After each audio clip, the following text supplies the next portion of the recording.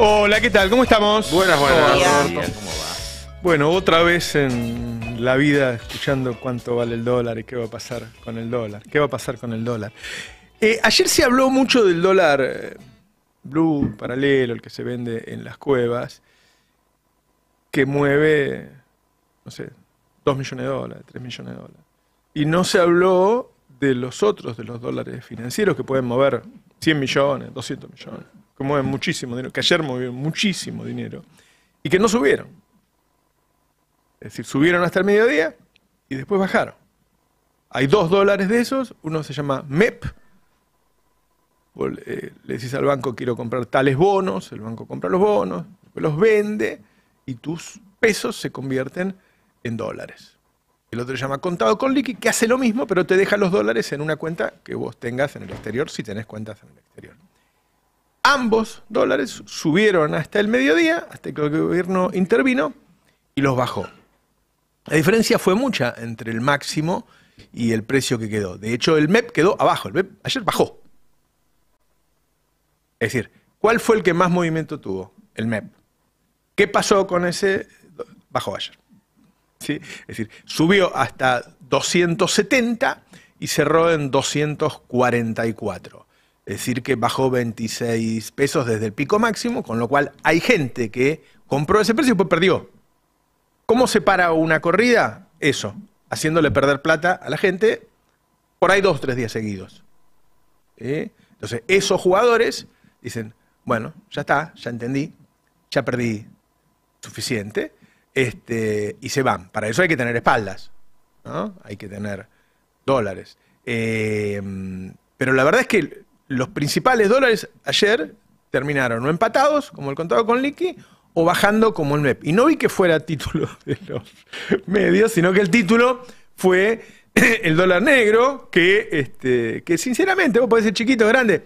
Si solamente hubiera ese, tenés que decir, no importa si chiquito o grande, el que hay afuera del MUL, del dólar único, es ese. Pero no hay uno solo ahora. Hay otros que son mucho más grandes, mucho más representativos, que es donde se dieron las batallas de ayer, y esas batallas las ganó el gobierno. Me parece que no supo contarlo bien a la noche, que la batalla de ayer la ganó. Y razones, bueno, uno no puede decir que está todo bien y vinieron unos malos y rompieron todo, porque todos sabemos que no es así, ¿no?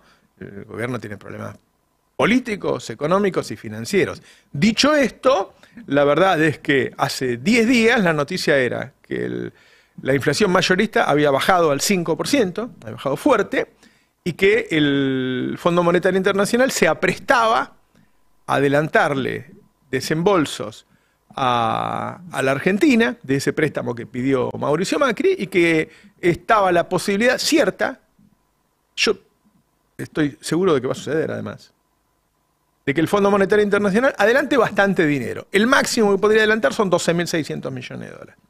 Bueno, ese escenario no le gusta mucho a quienes están del otro lado del gobierno. Una inflación bajando y 12.600 millones de dólares asegurando que no va a haber corrida, es decir, que el peronismo va a llegar entero a la elección en un momento en que la elección está en tercios. Todas las encuestas que vos ves tienen una diferencia muy chica entre el primero y el tercero, 4 puntos, 5 puntos. En la mayoría, el Frente de Todos está segundo. Es decir, uno piensa, un gobierno que tiene esta inflación debería perder las elecciones. Luego, cuando mira las encuestas, todavía no las perdió. Entonces, lo que pasaba la semana pasada era que el Frente de Todos se paraba un poquito más sólido para esa situación. ¿Qué pasó a partir de ahí? Bueno, empiezan los rumores de que el sector agropecuario no va a liquidar, hasta que directamente la Nación saca una nota, a partir de mañana la liquidación va a ser 0. La Nación es el campo, son ellos, qué sé yo, son los que hacen la sociedad rural con Clarín, ellos son el que, si lo dicen ellos, vos lo tomás como que va a ocurrir. Después sale una consultora, McCapital, a decir, va a haber una evaluación del 50%. Y después van algunos economistas de Juntos por el Cambio al fondo y dicen, no le den los dólares al gobierno. Y ayer hay una corrida. Una corrida que es que algunos jugadores importantes del mercado salen a comprar fuerte. Entonces, ¿hubo un juego de pinzas contra el gobierno? Lo hubo. ¿Tiene el gobierno una fragilidad como para que estas cosas le entren? Porque tampoco vamos a decir, no, la verdad que el tipo estaba parado ahí, qué sé yo, bien, sólido, y vinieron y... No, hay una fragilidad. Las dos cosas son ciertas. Las dos cosas son ciertas. La verdad es que, como la sequía es sequía, como ninguna medida que tome masa va a hacer llover, ni va a hacer que la soja que no está aparezca, ni que la que está en mal estado, porque también pasa eso, hay soja de baja calidad, mejore su calidad, no hay medidas que van a... Entonces, la verdad es que lo único que te puede sacar de esta situación es el Fondo Monetario Internacional. El Fondo Monetario Internacional, para hacer estos desembolsos, suele tardar al menos 30 días. Un tiempo que en Argentina, vieron ayer cómo lo vivimos, ayer lo vivimos minuto a minuto. Sí. Nosotros estábamos al aire, decíamos el dólar tanto, ¿sí? Es mucho tiempo. Por eso ayer dio un comunicado. Para decir, bueno, ¿qué hacemos desde hoy hasta que demos la guita? Eso, hacerle saber a los argentinos que la guita va a llegar. Yo creo que tiene que tener un comunicado un poquito más contundente que el de ayer. Ayer tuvo, se dijo que Massa pidió permiso para vender dólares. La verdad que no es que no pidió permiso porque es él. No pidió permiso porque no es la forma en que se avisa. Se comunica, porque si vos pedís permiso, el tipo tarda un mes en analizarlo. Entonces no hay forma de en una corrida pedirle permiso. Pues le avisás, después ellos te dirán, bueno, mirá, tarjeta amarilla, qué sé yo. En los términos de rehén en los que hemos quedado con el Fondo Monetario Internacional. Lo que hizo fue avisarle, cumplir con la formalidad de avisarle. Ahora, la verdad que depende de eso. Y uno decir, la plata, a ver, cuando vos preguntás, ¿el Fondo Monetario Internacional lo va a hacer esos desembolsos? ¿Está dispuesto a hacerlo? Te dicen sí. O en una vez o en dos veces, pero sí. La segunda pregunta inteligente es, ¿y qué piden a cambio? Claro. ¿Y qué piden a cambio? Bueno, yo creo que hasta mi tía Carlota se da cuenta que no los vendas tan baratos. Bien. Es decir, que devalúes. Y ahí hay una discusión que tenemos todo el tiempo, que es qué significa devaluar en la Argentina. Todas las cosas hay que sacarles el devaluazo, tarifazo y todas esas cosas que son políticas, ¿no? Es decir, bueno, a ver, sentémonos y analicemos cuál es el impacto. Porque devaluar ya estamos devaluando, no sé si lo habrán notado. O sea, el dólar sube, el oficial sube 7% mensual. El soja vale 300, ¿no? ¿Cuánto hace que vale 300? Desde el año pasado. Soja 1, soja 2, soja 3. Después agregamos economías regionales, que son muchísimos productos, que eso va a ayudar en el mercado porque se empieza a liquidar hoy a 300 pesos. Y ayer agregamos nada menos que el girasol. El producto envasado que más se vende en la Argentina es el aceite. El aceite que usamos los argentinos fundamentalmente es o el de girasol puro o el de mezcla de girasol y soja. Ambos están devaluados. ¿Sí? Ambos se pagan a 300 pesos, 50% más, 40% más. Lo que quiero decir es que en parte ya devaluamos. Si Argentina fuera una economía normal donde los precios surgen de los costos, yo te haría los costos y diría, mira, la verdad es que la mayoría de los precios ya están. Porque a eso tenés que sumarle, que el gobierno hace rato que le viene diciendo a muchos importadores, no tengo dólares, anda al MEP, no tengo dólares, anda, usa yuanes, no tengo dólares. Es decir, los productos que se importan a 200 pesos son pocos. Son pocos. Entre paréntesis, debo decir que recuerden que el acuerdo de precios justos era que el gobierno le aseguraba las importaciones y ellos aseguraban el 4%. El gobierno dejó de asegurar las importaciones. Tomémoslo en cuenta. Ahora, quiero decir, si vos haces las cuentas de costos, la devaluación no debería tener un impacto muy fuerte porque la mayoría de los productos ya fueron devaluados. El problema es que la cabeza de los argentinos no funciona así. Dice, ¿cuántos dólares gané? ¿Cuántos dólares ahorré? El jefe de producto de aceite de Molinos Río de la Plata tiene dos metas en su vida para que le den ese bono que le dan de fin de año. Una, mantener la participación en el mercado. Dos, dar, no sé el número exacto, tantos millones de dólares de ganancia anual. Así que él tiene que conseguir dólares. El gerente de una sucursal de Carrefour, ¿cuál es su meta? Tantos euros franceses por año. ¿Sí? Si gana más, le dan un bono, si gana menos, lo echan. Funciona así. Es Entonces vos decís, si hay una devaluación, que es factible que ocurra, que se evalúe el dólar oficial para que el fondo le dé los fondos, ¿no? ¿Baja la inflación? Sí. Ahora, Argentina ha tenido muchas veces inflación. Según cómo es la política de ingresos, eso genera una pérdida muy fuerte o menor, o como en el caso de Cristina, que tenía inflación y la gente ganaba cada vez más, ¿no? ¿Qué quiero decir con esto? Con inflación se vive mal. Sin dólares no se vive. Entonces uno empieza a imaginar cuál va a ser la respuesta del gobierno argentino. Sin dólares es jaque mate, no sé cómo se dice, game over, qué sé yo. Se acabaron los dólares. Listo. Shut down. ¿No? Se terminó. Sí. Así que en materia económica es eso. A mí me da la impresión, muchos deben estar preguntando, Roberto, decís qué va a pasar con el dólar hoy.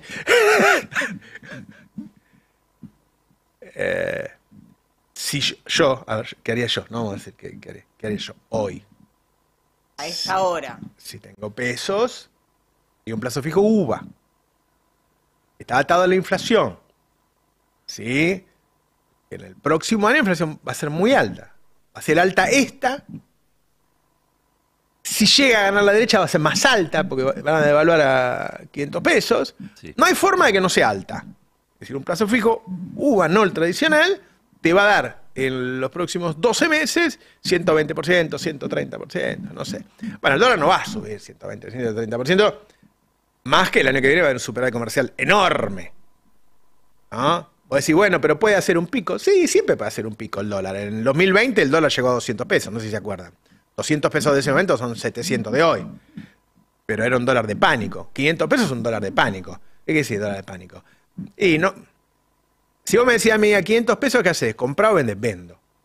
Vendo y hago un... No sé, yo cuando el dólar, después de la convertibilidad, se fue de 1 a 4, ¿se acuerdan? Sí. Vendí y hice un plazo fijo. 2 días después del corralito hice un plazo fijo. El gerente del banco salió, llamó al gerente y decía, acá hay un señor, no sabemos si es de este planeta, que quiere hacer... Y yo decía, pero señor, si ya hizo un corralito, ya está, que no va a ser otro mañana. Quiero decir, yo no compraría dólares a ese precio. A mí me da la impresión que lo más lógico sería que los dólares financieros hagan bajar el dólar blue. Bueno, podés tener el dólar MEP a 4.40 y el otro a 500. Porque el que manda es el MEP. Si el MEP mueve 100 millones de dólares y el otro mueve 2 millones de dólares, eso es lo más lógico. Ahora, ellos son un perro de presa. Te agarraron el tobillo y vos le estás pegando, el perro no te suelta. Uno supone que en los próximos días van a seguir. También debo decir que hay empresarios que fueron manos amigas ayer, que salieron a ayudar. ¿Por qué? Porque el descalabro juega a favor de Milei. No a favor de Larreta, que es el amigo de los empresarios, a favor de Milei. Entonces, ayer aparecieron manos amigas a decir, pará, que si estos muchachos tienen una hiper, no ganan a Larreta, gana Milei. Algunos. Quiero decir que hoy se da todo por knockout. Me parece que no es knockout. Y después está la parte de tu editorial, ¿no? Decir, bueno, lo que dijo Catopode. Bueno, hay que poner. ¿Qué sé yo? Tiene que aparecer el poder político. Ahí. ¿No? Y para mí hoy los votos tiene todo Cristina. Así que me parece que es importante lo que diga ella mañana. Yo creo que va a tener un apoyo hacia el ministro de Economía. ¿No? De hecho, hay invitados del Frente Renovador que hay que buscarlos. No es que son... ahí está, ahí viene la barra del Frente Renovador, ya es una manifestación. Tenés que ir a buscar a la familia Galmarini. Los invitaron a todos. A Moria, Casante. A Moria. Bueno, seguro que va a estar. Claro, ¿No? sí. Y está muy bien si lo hace. No importa que después no sea el candidato. Me pareció inteligentísimo Chivo Rossi ayer. Chivo Rossi, que quiere ser candidato, salió con el ministro. Eso es. Así se juega. Claro. Así se juega. ¿Entendés? Si, bueno, en este momento no le tires piedra.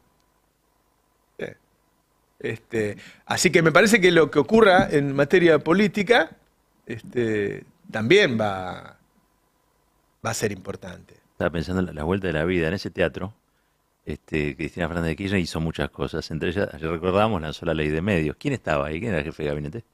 Massa, ¿no? Sergio Massa. Que quizás sea la la figura tácita, omnipresente que esté allí en el discurso. Y en la misma línea, en ese mismo teatro, Néstor Kirchner anunció que iba a ser candidato a diputado en una lista que completaban Daniel Scioli y Sergio Massa. Mirá vos. En 2009, las famosas testimoniales. Las vueltas que tiene la vida. Ahora, yo digo esto de Cato, que yo digo, muchos de los problemas que tiene Argentina necesitan poder político para resolverlos. El poder político no es que se compra en algún lugar, no es que vas a la estación de servicio y decís, cargame tanto poder político. Vos lo tenés que construir, lo tenés que generar. Y Argentina va a necesitar de acuerdos profundos para, por ejemplo, salir de la economía bimonetaria. Por ejemplo, digo que siempre lo que... Ahora, primero, si no puedes pedir eso si primero no ordenás tu casa, ¿no? Digo, si no ordenás el frente de todos primero, no le puedes pedir a los otros factores de poder, che, alíñense con nosotros, porque siempre van a estar viendo una fracción, no van a ver al conjunto.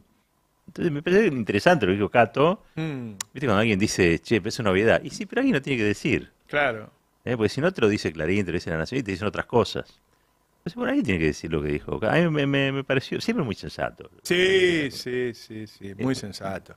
Y yo estoy de acuerdo con vos, que el desafío a Cristina es medio de sentido, porque vos, viste, yo me quiero pelear con Mike Tyson. Mike Tyson dice, vos sos un boludo. Ahora bien, Mike Tyson tiene que liderar. Sí, claro. Tiene que liderar. No puede hablar de las nubes de Úbeda mañana. Tiene que liderar. Yo pensaba el tema Massa, lo lejos que quedó. Este mes iba a ser el del 3, algo. ¿Te acordás? La primera semana dio 3. La primera semana. ¿Qué memoria tenés vos también, ¿no? ¿Qué memoria? Hay que soltar, Sibeiro. Sí, largá. Estamos, bueno, por lo que estás diciendo, la inflación no va a bajar. Y desde ayer empezó a mostrarse en otro rol, ¿no? Bueno, ahora soy el que está enfrentando la corrida, soy el que va a mostrar templanza, y esta cuestión de el acuerdo con el fondo a mí no me ata. O sea, si tengo que salir del acuerdo con el fondo para mostrar, ¿no?, que voy a jugar en el mercado y que no me van a boludear, fue el término francés que utilizó Cecilia Moró.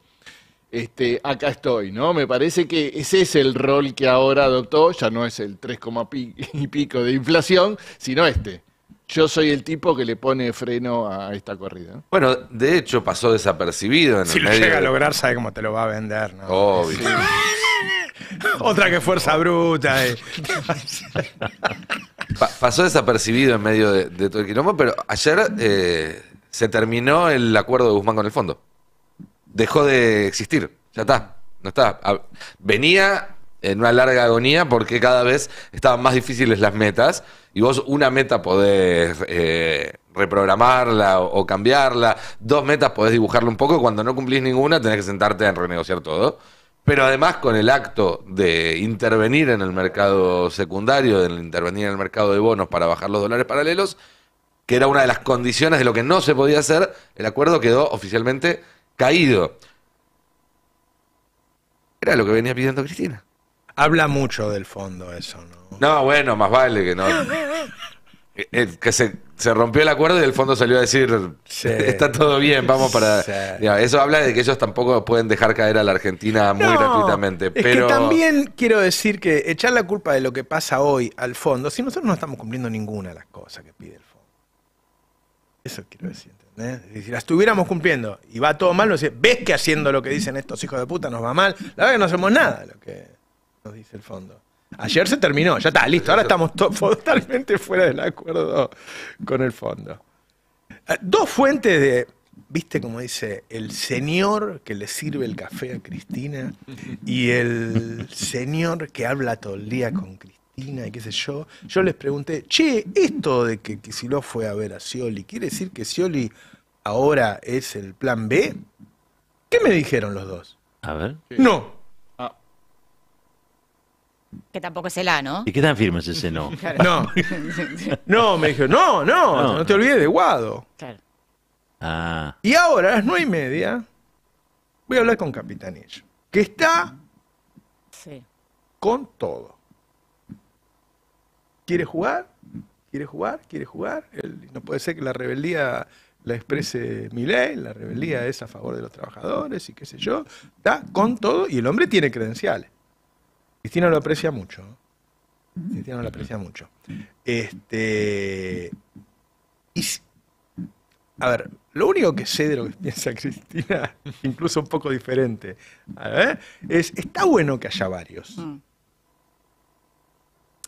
Lo que pasa es que en complemento todos te hacen una Cristina, te podrían hacer una Cristina. Ajá. Es un complemento, porque lo que estás buscando hoy es algo que cuando lo veamos, lo escuchemos y lo votemos, sea ella, ¿no? Ahí es no el reemplazo, en cuanto a que es irreemplazable, obviamente, pero sí opera de esa manera, ¿no? Sí. Hay una cuestión ahí de, cuando pensamos en algo, pensamos en nuestro voto, vamos a suponer que está nombrada y representada ella, aunque haya otra cara y otro nombre, en caso de que efectivamente decida no presentarse, de mínima la presidencia, veremos para otras cuestiones. A mí ahí me hacía también como un ruido más la cuestión de Alberto Fernández yéndose, ¿no? Porque digo, Alberto no se va a ir en helicóptero, al menos no es la decisión de si se prende el fuego todo, yo me voy, porque ha tenido situaciones previas como para hacerlo y no lo hizo. Con lo cual, también me parece que este corrimiento acá es decir, bueno, hago un paso al costado, no voy a ir a una paso, no voy a empujar mi candidatura, no descarta una buena salida de su gestión, ¿no? Y me parece que lo que suceda con el fondo, más allá de las distintas formas de ver cómo tiene que ser manejado, también hace a cómo termina este gobierno. Y algo preocupante, que hoy leíamos, digo preocupante en cuanto a, vos recién decías, Roberto, cómo tenemos incorporado socialmente ciertos conceptos como por ejemplo la devaluación, ¿no? O esto de pensar que aunque no tengamos los dólares, igual, sin embargo, esta idea de se cae todo porque sube. Hoy leíamos en El Cronista, ¿no? La parte de alguna parte editorial que decía, ante la crisis, como que el voto estaba postergado, ¿no? Como que Sí. hay que resolver la crisis, pues vemos que Primero votamos, la crisis ¿no? y después el voto. Digo, me parece que el gran problema que termina sucediendo con todo esto es que este tironeo es la campaña electoral de muchos, ¿no? Claro.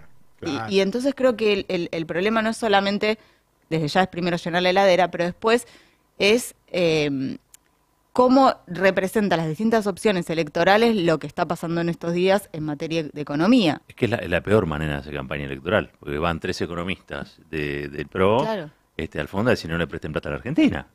Esa es una forma de hacer campaña electoral, desgraciadísima, porque eso impacta sobre el conjunto de los que a Argentina no importa cómo voten. Y los mismos que la contrajeron a la Sí, deuda. bueno, es que hay una cosa así bastante...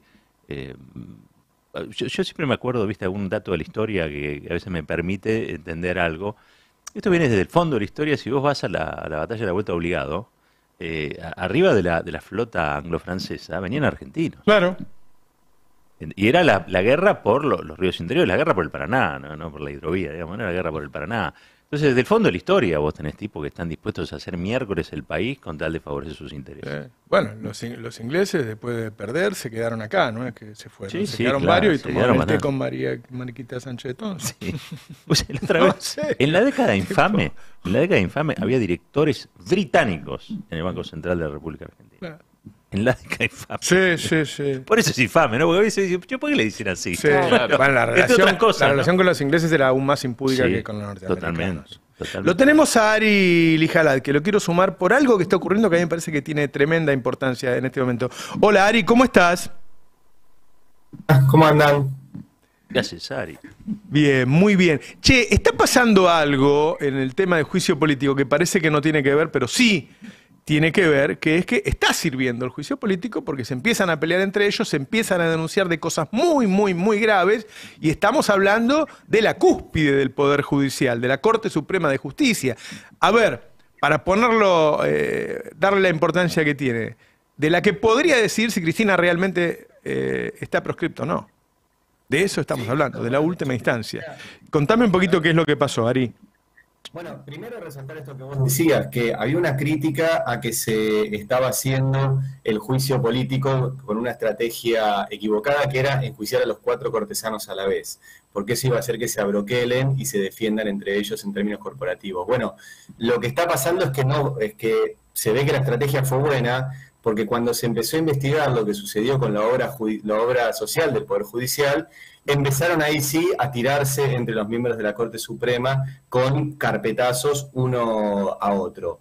Ayer hubo una declaración muy importante y está muy bien detallada en la nota de Franco Misragi en el Destape, que es la de un personaje poco conocido que se llama Héctor Marchi. Para los que cubrimos temas judiciales sí lo conocemos porque es hace muchísimos años el administrador general de la Corte Suprema, o sea, el que maneja la guita de la Corte Suprema.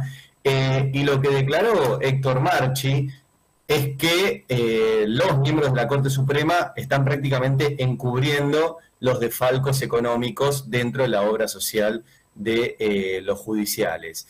Y apuntó directamente a uno de los integrantes de la Corte Suprema, que es Juan Carlos Maqueda, que fue designado por la Corte a cargo de supervisar el funcionamiento de esa obra social, algo que nosotros publicamos, el propio Maqueda reconoció. Maqueda les mandó un mail a los miembros de la Corte Suprema el año pasado diciéndoles que renunciaba a ese cargo, pero con un dato muy interesante, y es que renunciaba a ese cargo al cual no había sido designado bajo ningún documento oficial.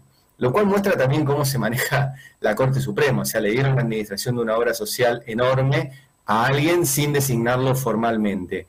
Y lo que dijo ayer Marchi, y está, insisto, bien detallado en la nota de Franco, es que, por ejemplo, la obra social perdió solamente en 7 meses 3.000 millones de pesos.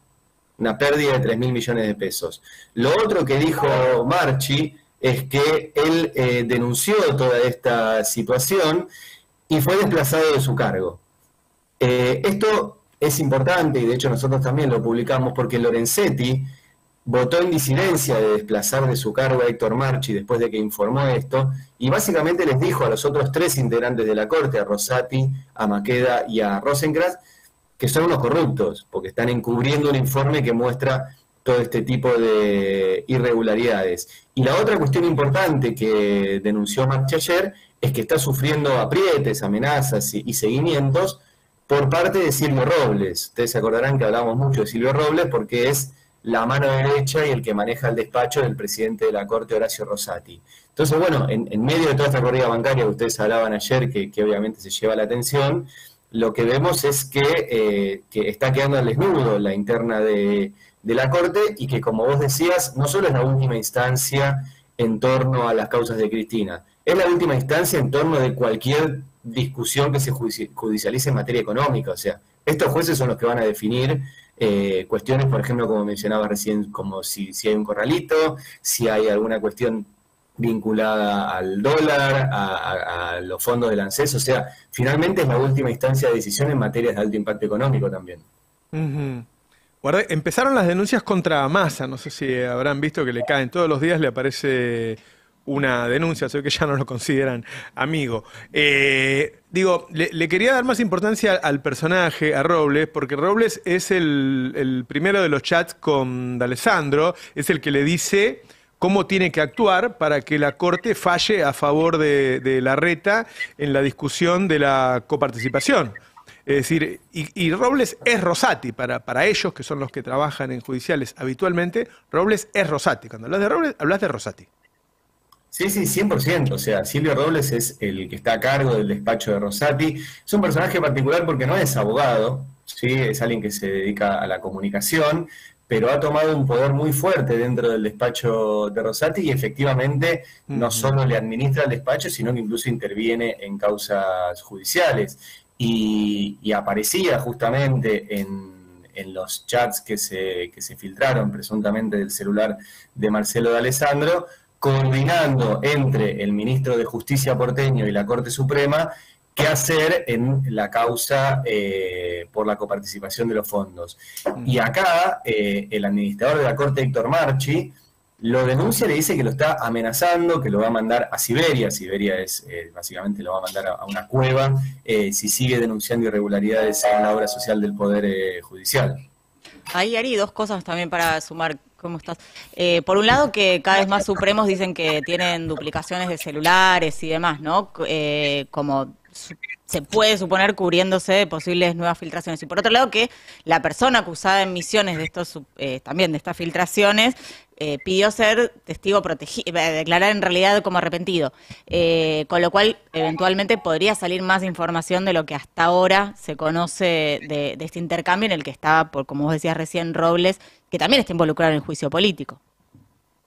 Sí, en esa causa, primero es algo bastante extraño porque este chico que se llama Elías Núñez Piñeiro, que ha confesado que él lo que hizo fue duplicar los celulares de un grupo de personas que le pidieron, que le pagaron 10.000, 15.000 pesos por cada una de esas duplicaciones y que después entregó eso a otra persona que es la que efectivamente intrusó los celulares y hizo el espionaje.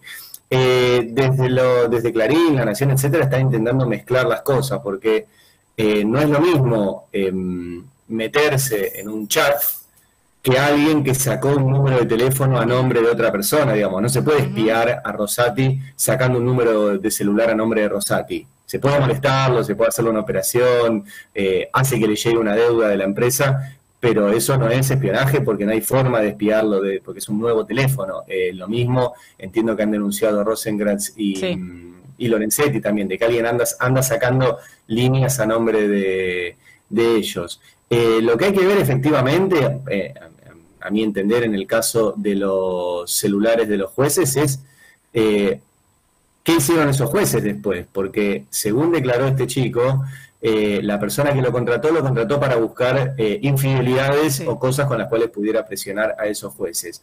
Bueno, todos esos jueces fallaron en contra de Cristina, así que si efectivamente alguien lo contrató y buscó infidelidades con la cual presionarlos, el resultado final de esa presión no fue una absolución de Cristina, fue una condena de Cristina. A mí eso me da mucho más indicios de que la persona que hizo toda esta operación quería ir contra Cristina y utilizó la presión a los jueces para eso, que sea una operación del kirchnerismo para presionar a los jueces para que absuelvan a Cristina, digamos. No hubiera tenido mucho éxito en ese sentido. Así que bueno, esa causa habrá que ver hasta dónde va, pero está manejada por la justicia porteña. No es una causa que esté en el Bueno, Fuero es Federal. una tranquilidad. Ahora me das un dato que me deja mucho más tranquilo, ¿no?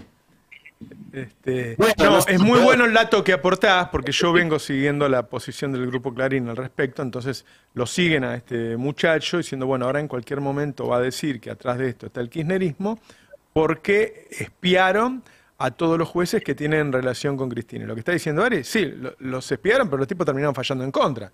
Entonces, si tuvieron alguna influencia sobre ellos, fue en contra, no a favor de Cristina. Claro, a ella no la beneficia en nada el contenido de... Y aparentemente por los fallos que tuvieron, no. Claro. Sí, sí. Y no se caracteriza el fuero por tener actos de heroísmo, digamos, ¿no? De autoinmolatorio, más bien lo contrario. Claro, Digamos, timoratos, claro. Yo voy a fallar a presionables. pesar de que me espiaron y se enteraron de mi amante y el auto importado. Esa es para la tribuna. Claro. Bueno, Ari, muchas gracias por el madrugón. No, gracias a ustedes, un abrazo. Un abrazo. Guarda con esto. Yo soy de los que pensaba que, a los 4 juntos, qué sé yo, no será un error. Y tiene razón Ari lo que está diciendo. Porque las cortes no caen de un día para el otro, pero se van desgastando hasta que caen. Sí. ¿No?